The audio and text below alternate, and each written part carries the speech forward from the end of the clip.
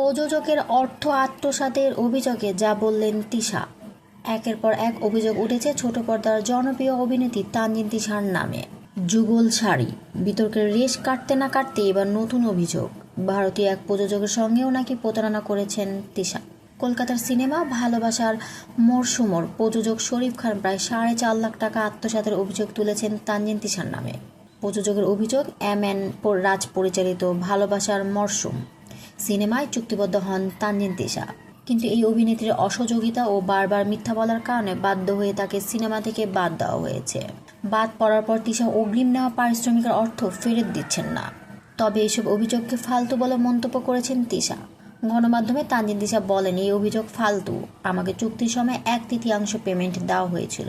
এই সিনেমার শুটিংয়ের জন্য ভিসা পাওয়ার অপেক্ষায় 1.5 মাস কোনো কাজ করিনি। চুক্তিতে উল্লেখ আছে শুটিং ক্যান্সেল হলে এই অর্থ ফেরত যাবে না।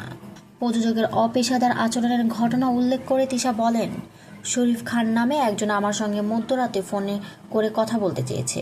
এত রাতে আমি কেন কথা বলবো? এটা তো পেশাদার আচরণ হতে পারে না। আমি অবশ্যই দিনে যোগাযোগের চেষ্টা করেছি, আর উনি তো এই সিনেমার প্রযোজকই নন। এর বেশি কিছু বলতে হলে আমার আইনজীবী বলবেন। তিশার আইনজীবী জসিমউদ্দিন বলেন, তানজিন তিশা চুক্তি অনুযায়ী তার দায়িত্ব সম্পূর্ণভাবে পালন করেছেন। তিনি শিডিউল প্রদান করেছেন এবং কাজের জন্য প্রস্তুত ছিলেন, কিন্তু ডিরেক্টর ভিসা এবং শুটিংয়ের প্রস্তুতি নিশ্চিত করতে ব্যর্থ হয়েছেন।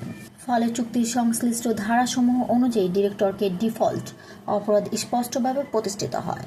তিশার পক্ষ থেকে কোনো ধরনের আর্টিস্ট ডিফল্ট ঘটেনি, বরং ভিসা বিলম্ব শিডিউল বাস্তবায়ন না হওয়ার কারণে তিশাই সরাসরি ক্ষতিগ্রস্ত হয়েছেন। প্রযোজক দাবি করেছেন, প্রথমে 30,000 রুপি, পরে তিশার বোনের ব্যাংক অ্যাকাউন্টে বাংলাদেশি 4,12,000 টাকা পাঠানো হয়। এরপর থেকেই গড়িমসি শুরু করেন তিশা।